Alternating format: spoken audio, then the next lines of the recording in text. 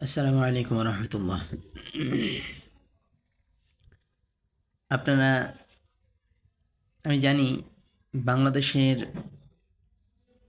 এখন শতকরা 90% মানুষের মনের মধ্যে একটা চিন্তা, যেটা কি হলো। সারা বাংলাদেশের নজর ছিল ঢাকা 8 এবং ঢাকা 13 আসনের উপরে। জিনিসটা কি হলো, শেষ পর্যন্ত কি হলো এটা এখন বুঝেন।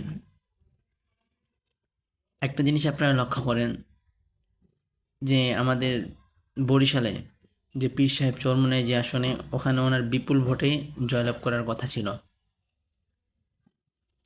উনি জয়লাভ করতে পারেন নাই।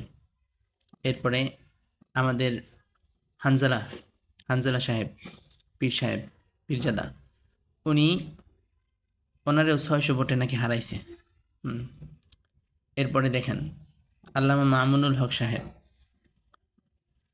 ওনার জেতাটা এটা মনে করেন 100% ছিল। কয়েকটা টিভি নিউজ এই নিউজটা দিয়েও ফেলেছে যে উনি বিজয়, কিন্তু এই যে নিউজটা আবার কি করে ডিলিট হয়ে গেল, বিষয়টা বুঝবেন।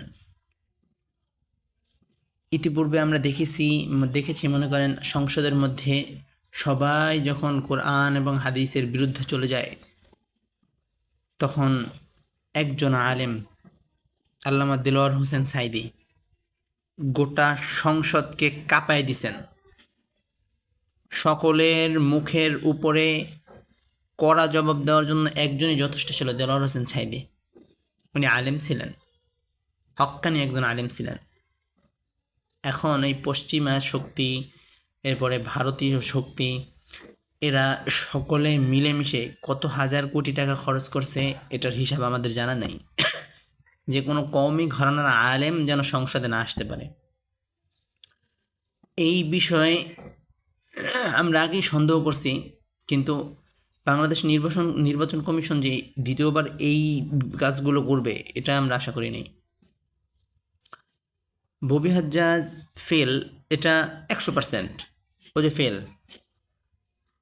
মামুনুল হক পাশ করছে ওই আসনে, 13 আসনে, এটা মনে করেন 100% শিওর। মামুনুল হক সাহেব যে উনি পাশ করছেন, এটা তারেক জিয়াও জানে।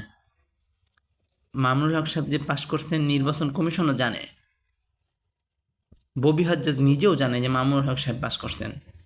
দুর্নীতি, ভোট লুট, কারচুপি, কাটসিট সব মিলাই ঝিলাইয়া এই কাজটা করলো। এখন বেসরকারিভাবে তো একটা ঘোষণা হইল, আশা করতেছি সরকারিভাবে ঘোষণা হওয়ার আগে সুষ্ঠু একটা তদন্ত হবে। এই সুষ্ঠু তদন্তটা যদি হয়, ভোটটা আবার গণনা করা হবে, প্রয়োজনে জনগণের সামনে গণনা করা হবে। এতই যেহেতু আপনাদের কনফিডেন্স ওনারা জিতছে, আমরা জিতছি, তো জনগণের সামনে গণনা করা হবে। এরপরে সুষ্ঠু তদন্ত করা হবে, এরপরে ভোট গণনা।